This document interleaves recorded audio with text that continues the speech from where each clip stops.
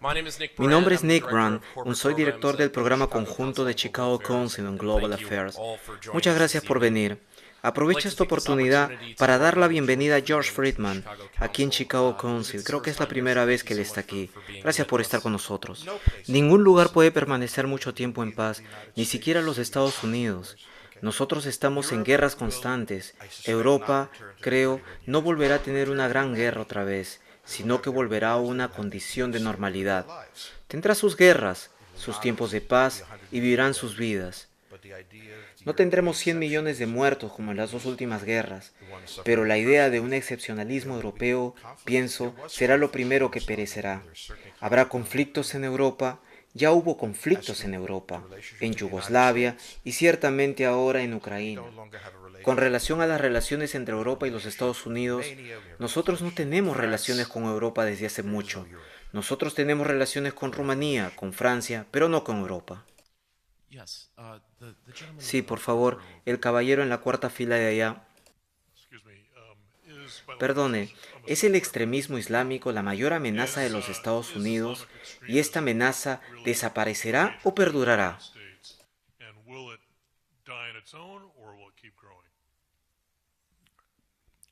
Sí es un problema para los Estados Unidos, pero no una amenaza existencial. Tiene que ser tratado proporcionalmente. Nosotros tenemos otros intereses para con nuestra política exterior. El interés primordial de los Estados Unidos durante todo el siglo pasado, en la Primera y Segunda Guerra Mundial y en la Guerra Fría, fueron las relaciones entre Alemania y Rusia, pues ambos unidos sería la única fuerza que representaría para nosotros una amenaza. Nuestro mayor interés es asegurarnos que esto no tenga lugar. Si usted es ucraniano, el único país que le dará la mano son los Estados Unidos. La semana pasada, hace aproximadamente 10 días, el general Hodges, comandante en jefe de las fuerzas norteamericanas en Europa, visitó Ucrania.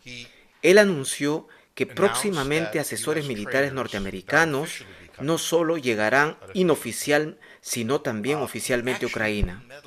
En realidad, él ha otorgado allí medallas a los combatientes ucranianos, lo cual es prohibido por el protocolo militar de los Estados Unidos, es decir, otorgar medallas a soldados extranjeros. Pero él lo hizo porque él quería mostrar que el ejército ucraniano era su ejército. Luego de esto se marchó. Los Estados Unidos suministran a los países bálticos armas, artillería y equipo militar. Los países bálticos, Polonia, Rumanía y Bulgaria. Este es un punto muy interesante. Y ayer los Estados Unidos anunciaron que están enviando armamento a Ucrania. Por supuesto ellos lo desmentirán, pero ellos suministran. Las armas son enviadas. En todo esto los Estados Unidos actúan fuera del contexto de la OTAN, porque la OTAN tiene que tener el 100% de los votos de los países miembros. Un país solo no puede votar nada. El veto turco solo produce risas. El punto es que los Estados Unidos están preparados para crear un cordón sanitario alrededor de Rusia. Rusia sabe esto. Rusia cree que los Estados Unidos planean destruir la Federación Rusa. Pienso, como Peter Lorre ya lo hizo, nosotros no los queremos destruir, sino solo herirlos un poco. Sea como sea, estamos de vuelta en el viejo juego. Y si vosotros preguntáis a un polaco o a un rumano, ellos viven en mundos completamente diferentes al de los alemanes y los alemanes viven en un mundo completamente diferente al de los españoles. Así, en toda Europa reina desunión. Pero si yo fuera ucraniano, yo haría exactamente lo que ellos están haciendo. Trataría de introducir a los Estados Unidos en el conflicto. Los Estados Unidos controlan todos los océanos del mundo y tienen esto como interés fundamental. Ningún poder ha podido lograr esto antes. Por esta razón, podemos invadir cualquier pueblo en el mundo sin que ellos puedan invadirnos a nosotros. Eso es algo fantástico. Mantener el control del mar y del espacio es la base de nuestro poder. El mejor camino para derrotar a la flota enemiga es evitar que ésta se construya. El camino que los ingleses tomaron para asegurarse que ningún poder europeo pudiese construir una flota es que los europeos se combatieran entre ellos. La política que yo recomendaría es la que Ronald Reagan adoptó en Irán o en Irak. Él apoyó a ambos bandos de modo que ellos pudiesen combatirse mutuamente y no a nosotros. Fue una política cínica, inmoral, pero funcionó. Y este es el punto. Los Estados Unidos no están en la facultad de ocupar Eurasia. En el momento en que pisemos otros territorios, seremos demográficamente inferiores. Podemos derrotar un ejército, pero no estamos en la facultad de ocupar Irak. La idea de que 130.000 soldados norteamericanos podrían ocupar un país de 25 millones de habitantes.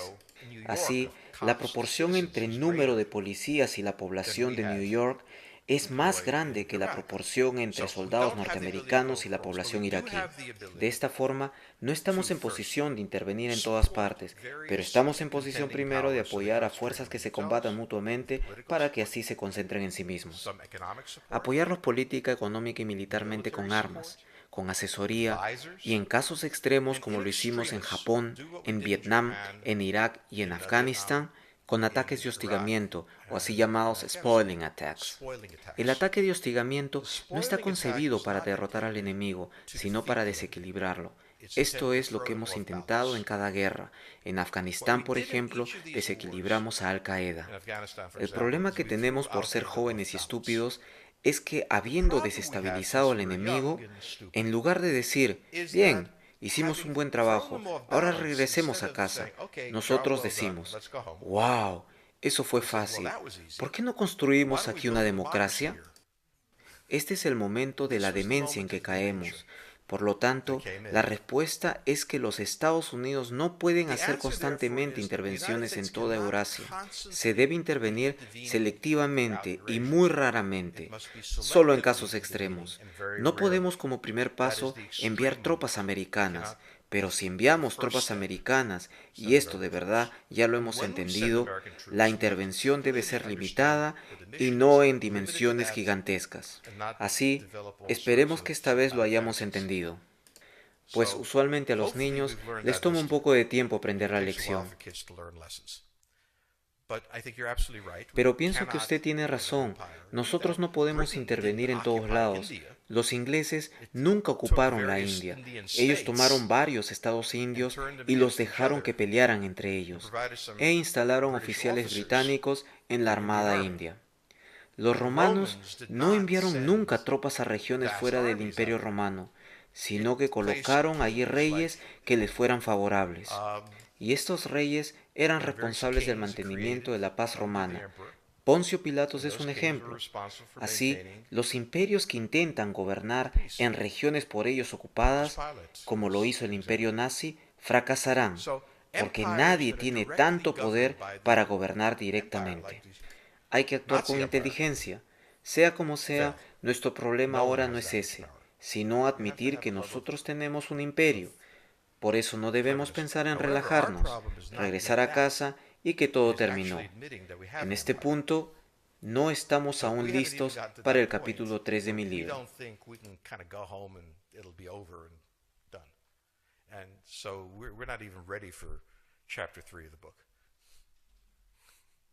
Next question, please. Yes, the gentleman right here in the fourth row.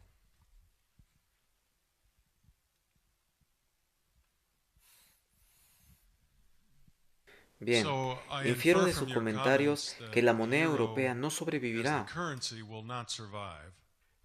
La pregunta que los rusos tienen sobre la mesa es si se utilizará a Ucrania como una buffer zone, zona colchón, entre Rusia y Occidente, que por lo menos permanezca neutral, o si Occidente penetrará tanto en Ucrania que logre situarse a 100 kilómetros de Stalingrado y a 500 kilómetros de Moscú.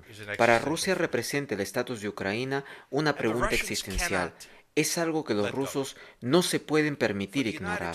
Los Estados Unidos, en caso Rusia todavía se aferre a Ucrania, detendrán a los rusos. Por eso no es un accidente que el general Hatches haya sido colocado allí para ser culpado por todo esto. Se busca un posicionamiento de tropas en Rumanía, Bulgaria y Polonia, y los países bálticos. Este es el llamado Intermarum, los territorios entre el Mar Negro y el Mar Báltico, así como lo concibió Pilsudski. Esa es la solución para los Estados Unidos.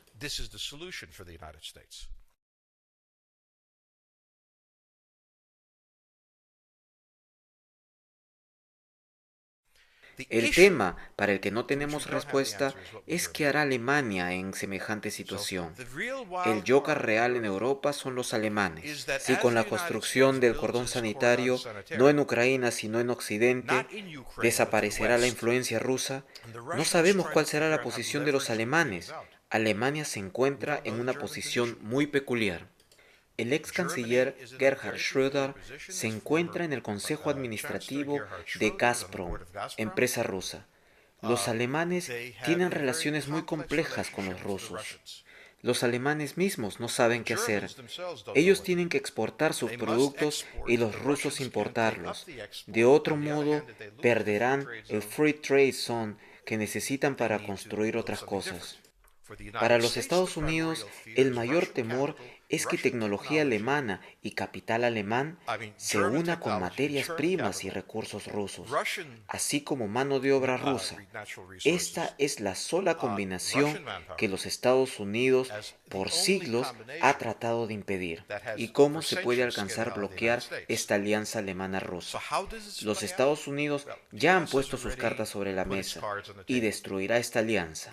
Esta es la línea entre el Báltico y el Mar Negro.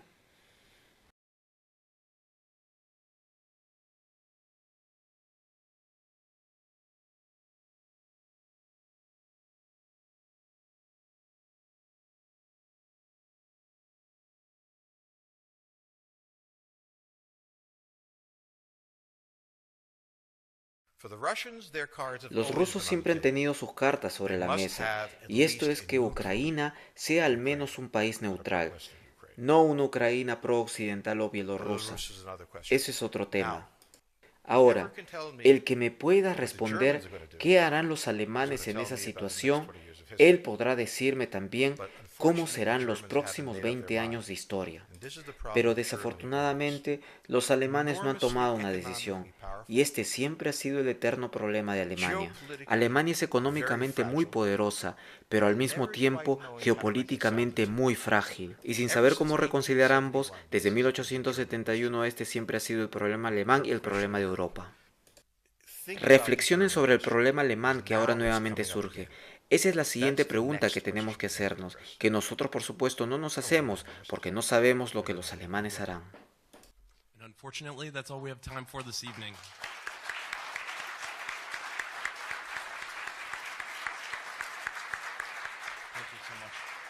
Thank you so much, George Friedman. He'll be signing copies of his book in the rear of the room.